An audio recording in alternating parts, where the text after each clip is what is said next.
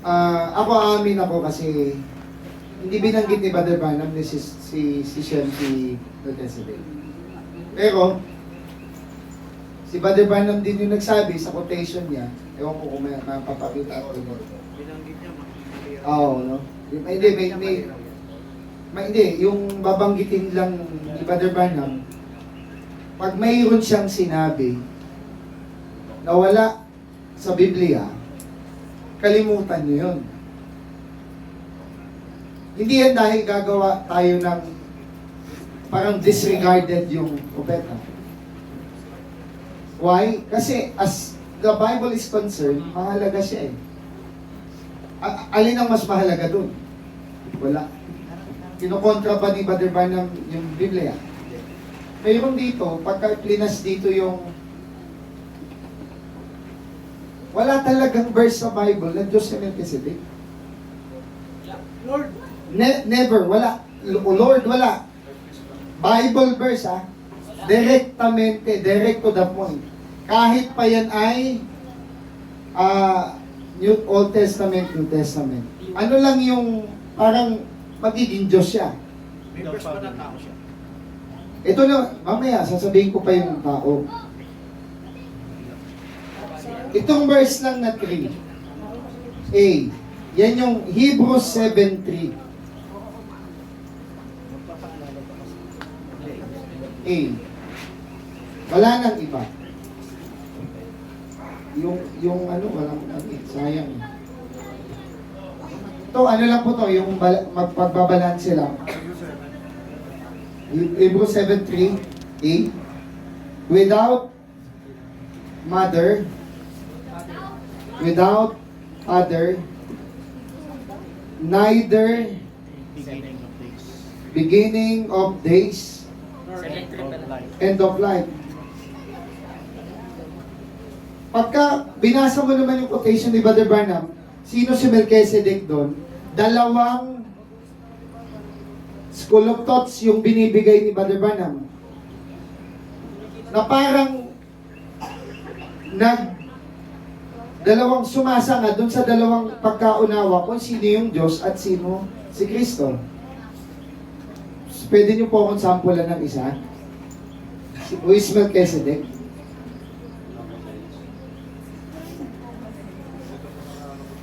Dito control. Hindi, sa akin lang to, bro. sa akin lang to. Sino ba si Melchizedek kay Brother Branham? Okay. Sabi natin, Diyos. Sinong Diyos? Walang ibang Diyos. Elohim. So, yan yung Father. Bakit binanggit ni Brother Branham si Melchizedek ay si Jesus Christ? The same spirit. Oo, wala siyang binanggit na ganun. Meron. Ewan ko. Sige, plus na lang. Same person. Makapalusot lang yun. Kasi type mo. Melchizedek and Jesus is Okay. Pero pakita nyo pa rin po. Pero ito lang muna yung ano ko. Bakit ito pinokosan to? Dahil Diyos si Melchizedek, dahil dito sa verse na to. Okay. Pero, ang binibigay, ang parang dinidiinan kong magiging contradiction doon sa unawa, kasi yung Godhead masasabit. Kung ang unawa mo pala, si Melchizedek ay si Kristo Jesus, na siya rin pala yung Ama, oneness nga ikaw. So, I jump to the conclusion of that. Pero, gusto ko pa rin yung mga quotation mabasa. Pero, may verse na tao si Melchizedek. Ewan ko kung tututulan ninyo yan. Hindi yan tao na binanggit na ay naging tao lang. Sa verse, anong verse? Verse. Anong verse? Hebrews 7 verse. Pakibasa nyo nga po, mga young people. Bible. Tingnan nyo nga po yung verse 4. Nandiyan yata yung ano eh. Now consider how great this man was. Anong pagkasabi? Kung may plus dito? Now consider how great Sino this tinutukoy? man How this man. was. Okay. Yes, hindi. Pagka tinukoy ni Paul yan, na tao, Tao yan. tao yan. Hindi yan ano yan. Minsan lumalabas yan sa dimension, bigla na babalik ulit sa sarili niya na existent ko nga. Sa Tao yan. Kumain eh. Itanong ako, binanggit ba ni Paul na kumain sa Mamre si Melchizedek? Wala. Binanggit ba din ng Old Testament yan na si Melchizedek yun? Wala. Pero ang binanggit doon, may tatlong tao. Sabi doon, yung isa yung Almighty. Yung Elohim, yung isa. Pero, may isa pang keyword para pakita na tao si Melchizedek. Meron siyang beginning of days. Pastor David doon wala. Okay. Anong verse yun, Brother CJ? Verse, yung descent. Whose descent? 676. Verse Sabi lang, sa Tagalog, anong pagkabasa sa Tagalog? Ngunit yaong ang talaan. Ngunit yaong ang talaan ay hindi Binibilang sa ibinibilang sa kanila.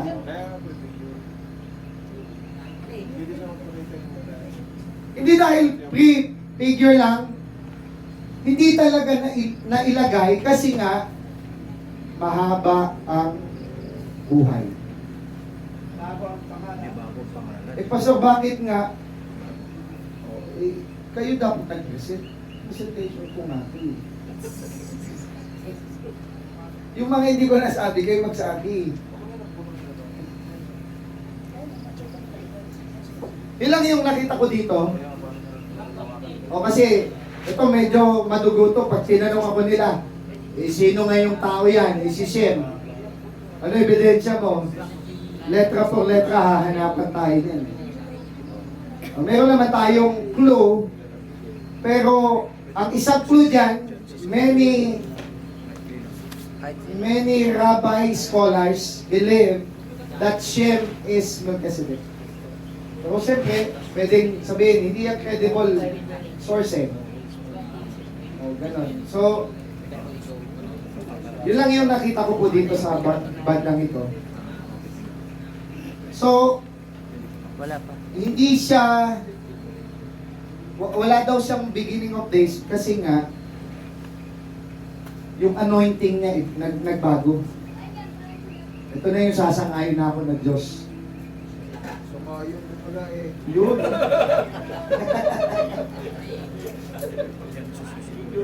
Naging, yan, yung dulo. Binali niya sa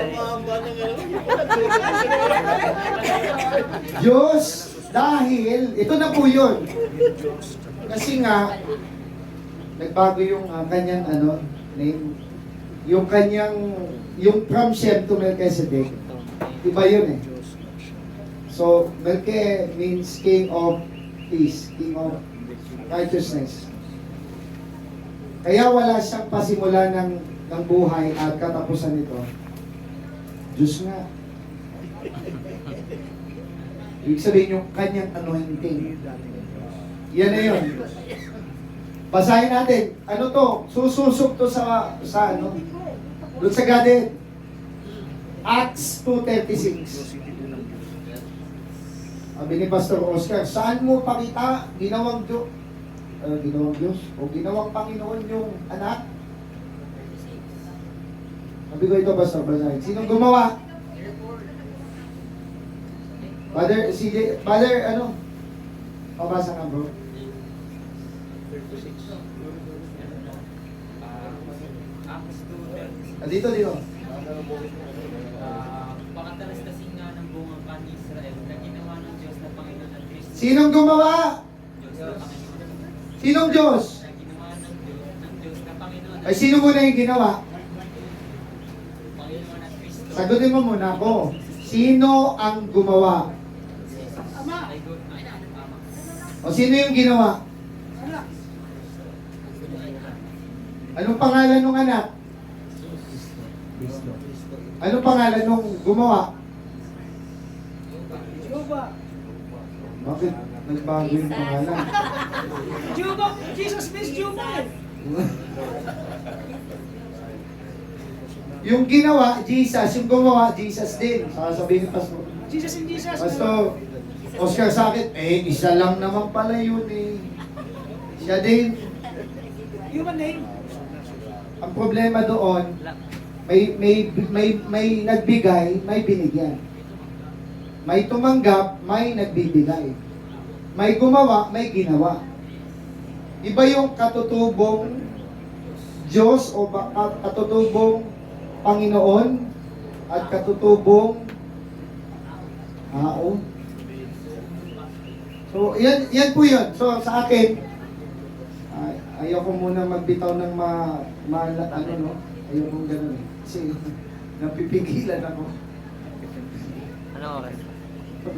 Ilang minuto na lang. Kasi gusto ko ipasok naman yung gusto ko i-share sa predestination. 4 minutes. Ay, gusto ko, Mother Francis. Puputulin ko na to. Puputulin ko na to. Di ba, ano naman tayo? Youth, ano na kayo, pasok na kayo dito. Kung hindi pa tapos yan. Yung 4 minutes. Pasok kayo dito. Puputulin ko na to tapos 4 minutes na lang. Sa predestination naman po.